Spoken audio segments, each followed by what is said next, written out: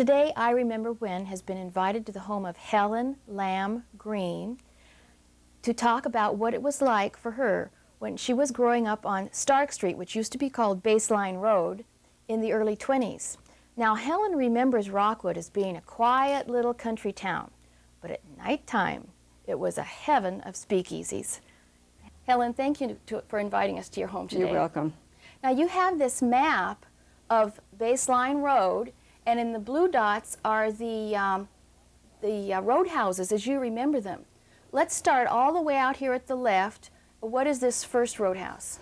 That was Jack and Jill's Tavern, which was owned and operated by Jack Binford. Mm-hmm. And he was very well liked in the Rockwood community because he was civic-minded and he was always interested in the school.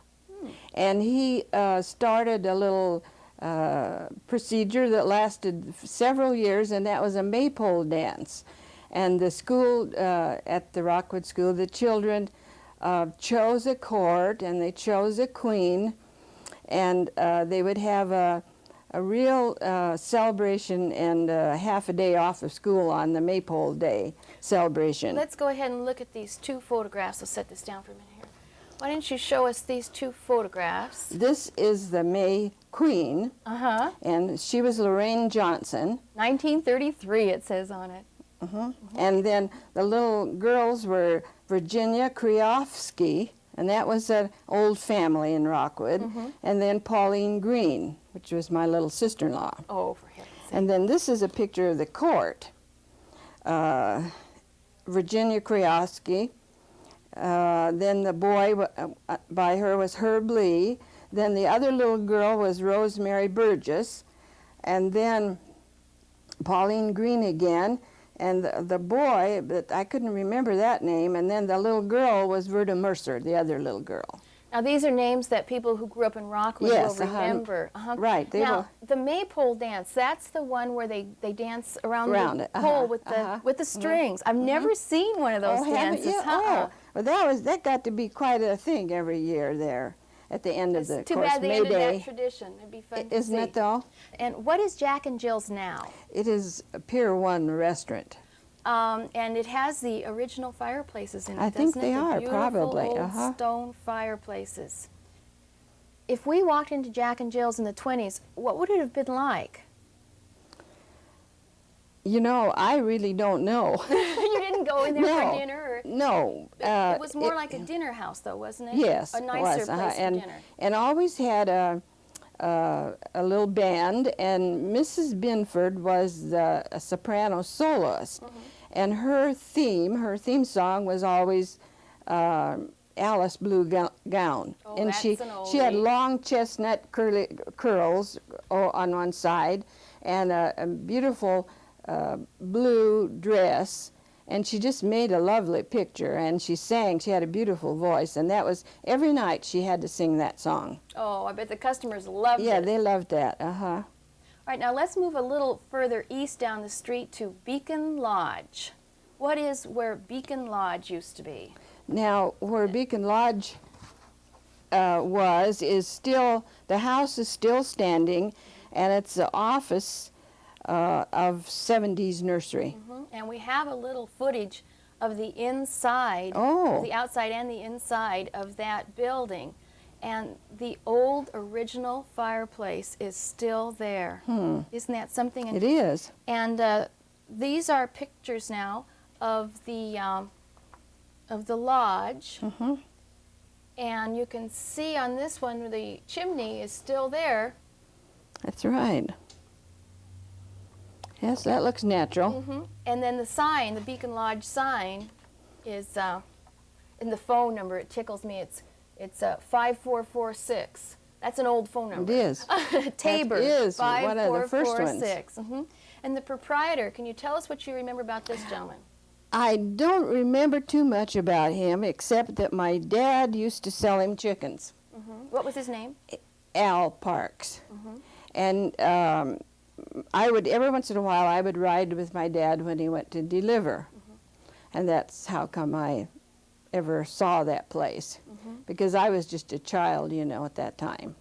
So my history is from hearsay. handed down. That's all right. If you have history Yeah. from your parents, that's how a lot of us get our, That's right. our history. Now, if we would have walked into Beacon Lodge, it would be kind of like walking in the Truffle Hunter in Gresham. Wouldn't it be? It would be a home. A That's feeling right. of a home. It would. And there'd be tables where the parlor would be. And the dining room where they served their meals. Now, if Al Park was alive today, he'd be about 98 years old. He's been gone 10 years, but I remember visiting with him, and he said that he had buried a couple of kegs of good whiskey out in barrels in back of the Beacon Lodge. And I talked to Drake Snodgrass, who owns the property now, and told him about it, and he said he'd heard the same rumor, but he'd never found any. Oh. Now, since it was a speakeasy and Prohibition was from 1919 to 1932. Do you suppose people brought in their own liquor or purchased it there, or how do you have any I idea how have that no worked? idea. I don't have any idea. We're just not old enough, Helen. No, all no, this history that's is right. being lost. I did hear that some people brought in their own bottle, and you'd purchase a glass of soda water or something, and then you'd pour it in yourself. But they had liquor in these places too. I imagine it was pretty spendy. Probably. And then what about the clientele? Were these people who lived in the area mostly, or? I have no exact knowledge, but I would imagine that Rockwood at that time was, very sparsely settled, and so it probably had to be people from Portland. So they'd get in their cars and come all the way out from Portland for an evening and go all the way back. Long trip. Now, as we're working our way east, that was we started on 162nd. Right, the next cross street is 181st, and that used to be called Rockwood Road. Rockwood Road. Do you know anything about how Rockwood got its name? From there's a story that the Stanleys Tigers on Sandy, that because of the trees and so many rocks in that area in the soil, that's why they decided to call it Rockwood. Oh, rock and wood. That makes sense. All right. Now, as we get closer to then 181st, we hit another blue dot, which is 10 Mile Inn. And you have some very lovely historic pictures. Why don't you just rest us on our laps of 10 Mile Inn? Why don't you hold these up and tell us what you remember about 10 Mile Inn? Of course, I don't remember anything of 10 Mile Inn when it was in existence as an inn, but some friends that we made later in life bought this old house when the man that had owned it and operated it retired and then sold it. And so then they gave us these pictures, and they asked that there was an old, beautiful oak dining room set with a sideboard and beautiful furniture that she wanted my husband to have. And she wanted these pictures to stay with that with the set. Uh-huh. Certainly. And these were taken in about 1900, 1901. Right. The building's no longer there, though, right? No, it was sold in about 42, I think it was. Then why do they call it a 10 Mile Inn? How does this go? 10 mile, 11 mile, 12 mile? Because there was a stone marker out on the front of that property. Flat to the ground stone marker? I think it was, And then every mile, that means we're getting farther east from Portland. Right. You're 10 miles from Portland, 11 miles, 12 miles from Portland. All right. I see that the 10-mile marker is right about on 181st. Right. And just north of that was your home. Yes. The Lamb home. North of Stark. Quite close to Gleason. Right. What, was Gleason a thoroughfare then? It was just a gravel road as far as Rockwood Road. Then east of Rockwood Road, it was just like a wagon trail. Or Now it's 4 dirt lanes. road. Isn't that something? And above that, or north of that, I guess, is Halsey Street, and that was called Bar Road. Bar Road. And these were all people who lived in the area. Evidently. All right, and the trolley. Tell us how that ran along here. This trolley. What's there now? It's the new trolley now. The Max. Right. But when we were living there, when we started to high school, we took the trolley right on Rockwood Road and the trolley line was a little old dirty depot, and we'd have to go and wait in that every morning for the. Then we'd get on and we'd go to Montevilla, 90th and Gleason, and then we'd have to get off and transfer and take another one on down to Washington High School. Yes, Washington High School. How did you end up going to Washington High School from this far east? Tell us about that. Well, the Rockwood School District did not have its own high school to send the students to. So we could have our choice of either going to Gresham High or to a Portland High School. Some of the boys took Benson Polytechnic, some of the girls Polytechnic, but there was a little clan of us, about 8, that wanted to go to Washington, so that's where we chose to go. So you'd get on the trolley and go in all the way. Then the trolley quit running for a while. Yes, then we went 1 year on that, and then suddenly there was no more trolleys, so we just couldn't stand to go to Gresham High School. We were clannish, you know. So my dad said, "You don't want to go to Gresham?" We said, "No." So he just went to Gresham in the First State Bank and took $500 out and went to Rakers in Troutdale and bought an brand new Ford touring car. We have a picture here of Rakers in Troutdale, taken in 1920, so it would have been just about that time. Yes, that's just about, it looks just like it did. And then this is the car that he purchased. It says $580. Probably. Only it was a sedan, two parts, you know. And then who drove? I drove. But you weren't old enough.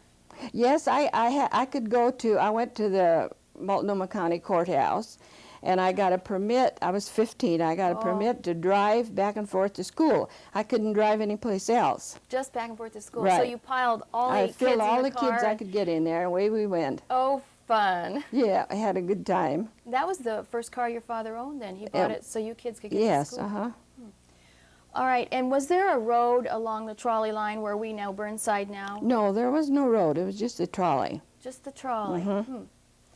All right, let's work a little further east now. I see the Grange Hall, and the Rockwood Grange is still there. It's not the same building, though. No, it burned in 32. 32, or 32, 33 in there. And then just east of that, we're still on the north side of the road, is a store. Yes, that was Everhart's grocery store, and they sold feed and coal oil and everything. General store. Now let's get on the south side of Stark.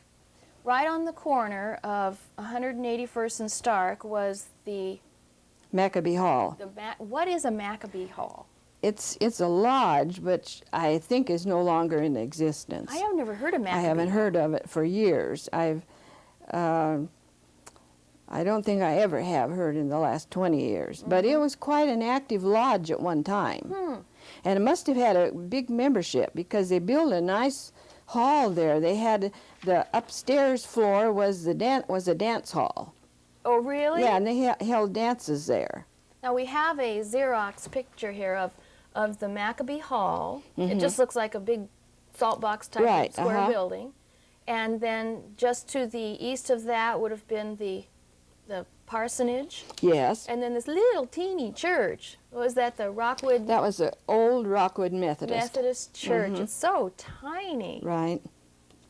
And we also have another picture of the Maccabee Hall after the front had been remodeled. Tell us about this. Yes, then the Camises, George and May, were property investors, and when they heard the Maccabee Hall was going to be up for sale, they applied to buy it. And after a long process, they finally got the deed to it, and they remodeled. They made an apartment in the back and a shake shop. That was a shake shop and gas pump there in the front. It looked like a soda shop type of thing. Cute couple. And then just to the south of the Maccabee Hall was the Rockwood School. Yes. Let's talk about your years at the Rockwood School.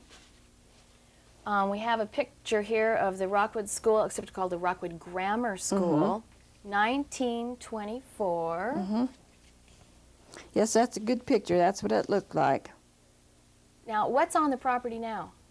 The school is, there's another school, they remodeled that and built.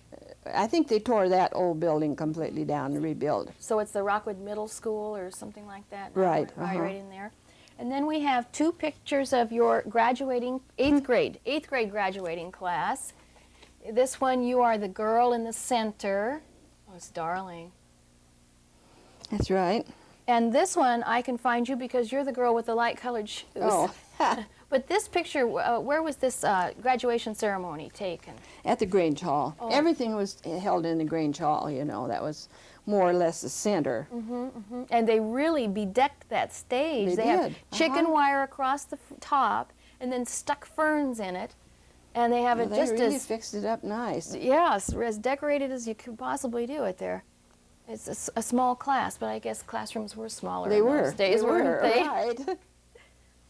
Right, let's move a little farther east now on Baseline Road. It says Tully's. Tully, what was that? Well, that was A.J. Tully's Speakeasy. They had dinners and rooms.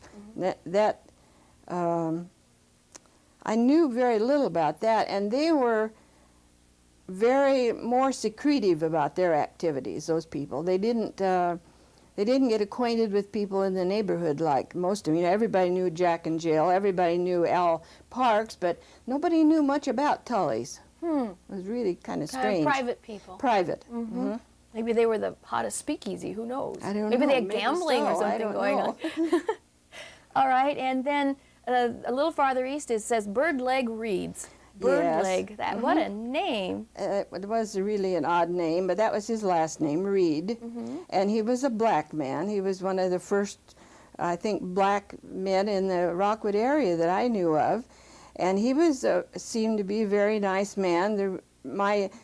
He liked to buy produce from people's gardens, and so he heard my dad always had a lot of tomatoes, and he liked tomatoes in his food. So he would always come and buy tomatoes from my dad. And my dad sometimes would take things up there, and he would say, "Oh, it really smelled good. He must be a good cook." Oh, for heaven's sake. And you don't know how he got the name Bird Leg? Have no idea. For heaven. Now, your father knew most of the roadhouse owners because he had a nice little vegetable garden, didn't he? Let's take a look at this painting of your family home, which would be facing west, facing 181st Avenue. Right. And there's the garden. And you had a brother and a sister. Right, And your father had nicknames for you. Tell it. Tom, Dick, and Harry. And your I was Dick. yeah. And my sister was Tom, and my brother's name was Harry. So he called you Tom, Dick, and Harry. Right, That's darling. And he also sold chickens. Well, he raised a lot of them, and Al Parks always was looking for a fresh source. For his chicken and dumpling Right. dinners. Chicken and... So that's how come they got together. I spoke with Myrtle Butcher, who purchased El Porvenir. That was in the 40s, I think. And she said that the meals ran about $2.50 to $3.50 for a meal. Well, that would have been quite expensive then. Spendy for the 20s. Oh, yeah, I would think so. Let's talk a little bit more about the music that went on in these places. They'd have a band, like a 5-piece band. And you played the piano, didn't you? Yes, I did. And you played in the Grange Hall. Yes. For the family dances. Now, the Rockwood Grange is still very active, isn't it? Yes, I think it is. And I've heard that they still have dances there on the weekends, and I think it's the first Friday of every month. Oh, don't quote me, but they invite the public, and you have a potluck, and you can dance. Just like it was years ago, a real meeting place for families. The whole family can go. Yes. Now, tell us the story about your father and mother purchasing a piano for you kids and why they chose to do that. Tell us about the piano. It was 1923, I was 11, and one day my parents said, "We're going to go to Portland to shop, and we'll be quite a while, but you just stay here like you usually do." So we did. Well, they went and shopped and came home, and they didn't say anything. And then about 3 or 4 days, one afternoon, a big moving van pulled up out, and we noticed it. And we, of course, were wondering what was going on, and pretty soon 3 or 4 men came in, and they had a big, beautiful piano. It was an oak, carved, and it was a player piano. Oh, do you still have it? Yes, we still have it. My daughter, oldest daughter, has it. Oh, wonderful. It is really a beautiful specimen of carving in oak. And they took it into the parlor and unloaded it very carefully. Then they came back out into the other room that opened out to the porch, and the 3 men went on out and got in the truck, and the one man, who seemed to be the boss, stopped right in front of the door, and my mother went over to him, and I could see her slip off her engagement ring into his hand. And I realized instantly what had happened. So I went over to her, and she had her apron and was wiping her eye, and I said, "Well, don't worry, Mama. When I grow up, I'll buy you another diamond ring." And she said, "No, Helen, don't feel that way. You just learn to play the piano." And so I did. I really learned and worked hard, and in a month they had volunteered me to play the piano for the church, little Rockwood church. Well, you were a quick study. Yeah, I went through the hymns and nothing flat. I was never a piano virtuoso. I was just a working stiff, you know, as far as Read that pianos go. music. Yeah, and play the 4 parts for hymns. So then, it wasn't too long, they volunteered me to go to Fairview and play for the little church at Fairview. They didn't have a piano player. So I did. And you do both those churches in the same day? Well, my dad would hitch up the wagon, and we would buggy, or not the wagon, the buggy, and we'd go to Rockwood at 10, and then I'd play there. Then we'd go and over to Fairview for the 11 o'clock service. And I remember the first time we went to go in there, I was so scared, and I was trying to cry, and my dad said, "Don't worry, Dick, don't be afraid, they're all nice people here." So then that went on, and I got in the habit of playing for church.